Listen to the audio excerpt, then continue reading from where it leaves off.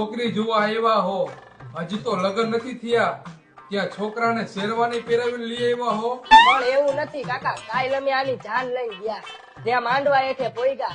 જે છોકરી હારે આના લગ્ન કરવાના હતા ને, ઈ છોકરી આને જેવો જોયો ને તા ઈ બીજા કોકને લઈને ભાગી ગઈ.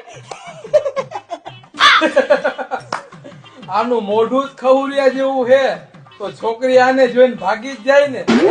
એય, તમે બે બંધ થાવ.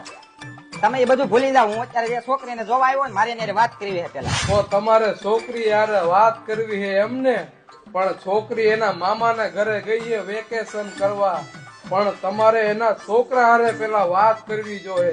એક છોકરો હે ને, એક છોકરો હે ને, એક છોકરો. એય, તમે બે બંધ થાવ. હે એને હાસુ એક છોકરો હે? એક છોકરો નહીં, એને 3 છોકરી અને 1 છોકરો, ટોટલ 4 છોકરા છોકરી થયા, તો ઈ 4 છોકરાની માં હે. નો હોય. તારે મને પેલા વેલા હેર નો કહેવાય? એમાં વેલા શું કેવાનું હોય? એક દીમાં મારે તારા હાથે કુંવારી છોકરી ક્યાં ગોતવા જાય?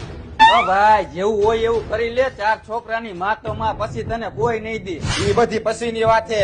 અને આને લગ્ન નો કહેવાય, આને ઘર ઘેણું કહેવાય. મારે નથી કરવા લગ્ન.